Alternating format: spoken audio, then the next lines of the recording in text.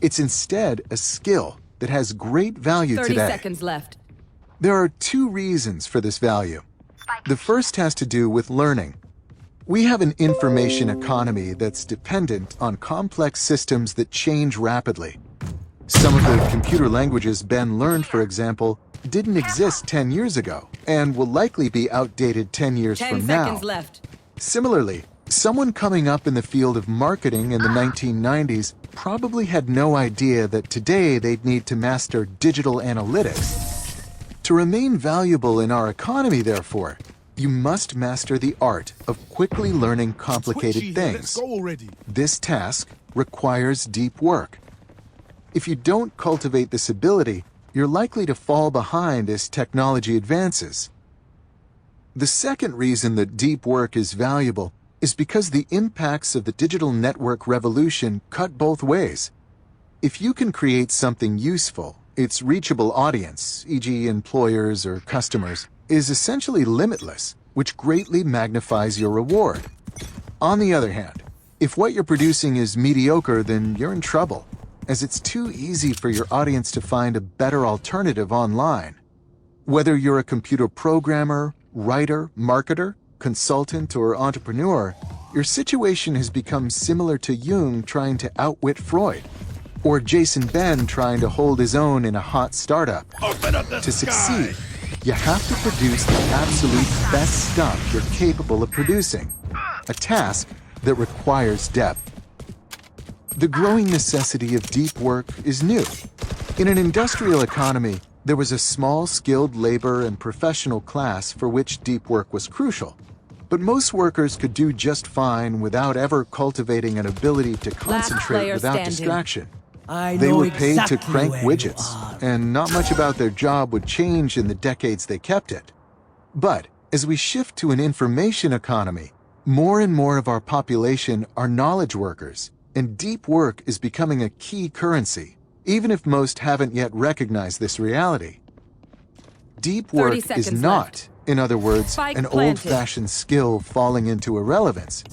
It's instead a crucial ability for anyone looking to move ahead in a globally competitive information economy that tends to chew up and spit out those who aren't earning their keep. The real rewards are reserved not for those who are comfortable using Facebook, a shallow task easily replicated, but instead for those who are comfortable building the innovative distributed systems that run the service, a decidedly deep task, hard to replicate. Deep work is so important that we might consider it, to use the phrasing of business writer Eric Barker, the superpower of the 21st century. We have now seen two strands of thought. One about the increasing scarcity of deep work, and the other about its increasing value, which we can combine into the idea that provides the foundation for everything that follows in this book. The deep work hypothesis. The ability to perform deep work is becoming increasingly rare at exactly the same time it is becoming increasingly valuable in our economy. As a consequence, the few who cultivate this skill and then make it the core of their working life will thrive. I've got your trail. This book has two goals, pursued in two parts. The first, tackled in part 1, is to convince you that the deep work hypothesis is true.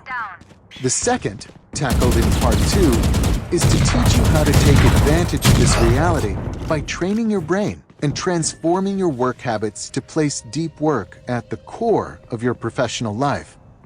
Before diving into these details, however, I'll take a moment to explain how I became such a devotee of depth. Enemy spotted A. I've spent the past decade cultivating my own ability to concentrate on hard things. To understand the origins of this interest, it helps to know that I'm a theoretical computer scientist who performed my doctoral training in MIT's famed theory of computation group, a professional setting where the ability to focus is considered a crucial occupational skill.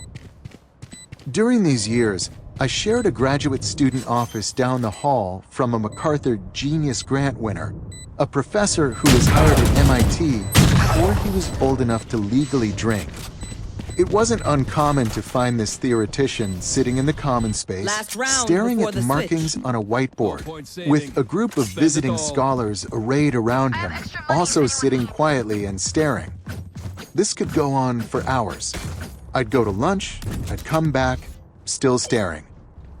This particular professor is hard to reach. He's not on Twitter, and if he doesn't know you, he's unlikely to respond to your email. Last year, he published 16 papers. This type of fierce concentration permeated the atmosphere during my student years. Not surprisingly, I soon developed a similar commitment to depth.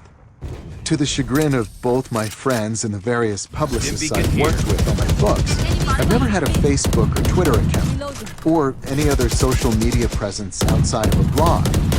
I don't web surf, and get most of my news from my home-delivered Washington Post and NPR. I'm also generally hard to reach. My author website doesn't provide a personal email address, and I didn't own my first smartphone until 2012, when my pregnant wife gave me an ultimatum. You have to have a phone that works before our son is born. On the other hand, my commitment to depth has rewarded me. In the 10-year period following my college graduation, I published 4 books, earned a PhD, wrote peer-reviewed academic papers at a high rate, and was hired as a tenure-track professor at Georgetown University. I maintain this voluminous production while rarely working past 5 or 6 p.m. during the work week. This compressed schedule is possible because I've invested significant effort to minimize the shallow in my life, while making sure I get the most out of the time this frees up. I build my days around a core of carefully chosen deep work. With the shallow activities I absolutely cannot avoid, batched into smaller bursts at the peripheries of my schedule. 3 to 4 hours a day, 5 days a week, of uninterrupted and carefully directed concentration, it turns out, can produce a lot of valuable output. My commitment to depth has also returned non-professional benefits. For the most part, I don't touch a computer between the time when I get home from work and the next morning when the new workday begins. The main exception being blog posts, which I like to write after my kids go to bed.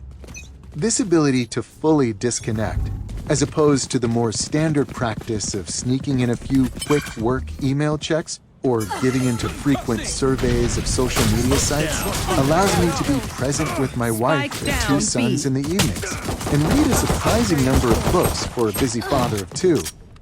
More generally, the lack of distraction in my life tones down that background hum of nervous mental energy that seems to increasingly pervade people's daily lives.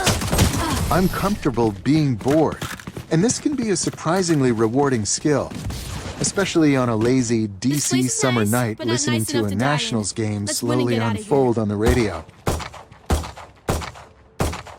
This book is best described as an attempt to formalize and explain my attraction to depth over shallowness, and to detail the types of strategies that have helped me act on this attraction. I've committed this thinking to words, in part, to help you follow my lead in rebuilding your life around deep work. But this isn't the whole story. My other interest in distilling and clarifying these thoughts is to further develop my own practice. My recognition of the deep work hypothesis has helped me thrive, but I'm convinced that I haven't yet reached my full value-producing potential. As you struggle and ultimately triumph with the ideas and rules in the chapters ahead, you can be assured that I'm following suit, ruthlessly culling the shallow and painstakingly cultivating the intensity of my depth. You'll learn how I fare in this book's conclusion. When Carl Jung wanted to revolutionize the field of psychiatry, he built a retreat in the woods. Jung's Bollingen Tower became a place where he could maintain his ability to think deeply, and then apply the skill to produce work of such stunning originality that it changed the world. In the chapters ahead, I'll try to convince you to join me in the effort to build our own personal Bollingen Towers, to cultivate an ability to produce real value, in an increasingly distracted world, Launching smoke. and to recognize a truth